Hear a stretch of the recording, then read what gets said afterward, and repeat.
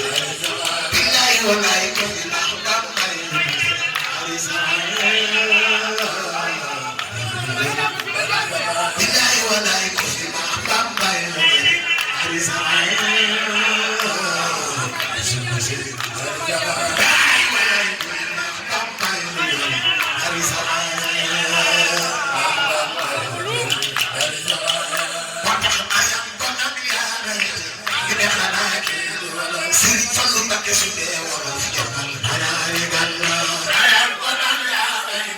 gine xanaa kii du wolof wala sax bu dee wolof jamal si Fallou yaa di sam sosoda Fallou yaa di sam sosoda ku soxu ala ki Fallou yaa di sam sosoda Fallou yaa di sam sosoda ana Sope Mbaye yaa di sam sosoda Fallou yaa umbalam di soda oge lay ziyaare yaa di sam sosoda si Fallou yaa dugada umbalam di soda ku soxu si Fallou def sama jaam si ay sa sama def sama jaam si loxo ci kaw def sama jaam si ay sa sama def sama jaam si ay sa sama ay sa sabri bonge Fallou do xaare ay sa sama bonge wan kay Sidi Fallou Touba uf jumaay Touba Sidi Fallou Touba loxo ci kaw Sidi Fallou Touba wax leen Sidi Fallou Touba uf jumaay Touba Sidi Fallou Touba uf jumaay Touba Kaaba Kaaba Touba yaa ngi di ziyaara Sidi Fallou Touba uf jumaay Touba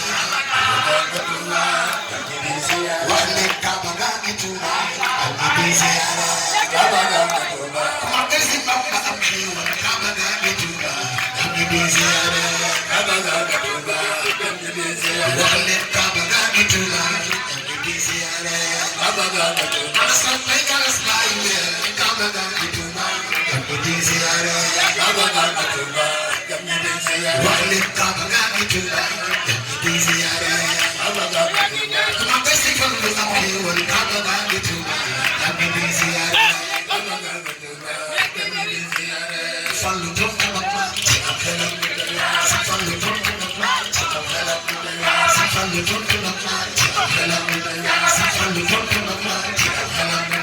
si Fallou jom na ma ci am xelam waxtu ko Fallou jom na ma ci am xelam si Fallou jom na ma ci am xelam si Fallou jom na ma ci am xelam si Fallou jom na ma ci am xelam si Fallou jom na ma ci am xelam si Fallou jom na ma ci am xelam Fallou jom na ma ci am xelam dama na ko dem marale Fallou jom na ma ci am xelam mu lay wa Fallou jom na ko dem marale dama na ko dem marale dama na ko dem basi Fallou am xiwa dama na ko dem marale dama na ko dem marale dama na ko dem marale dama na ko dem marale Fallou jom na ma ci am xelam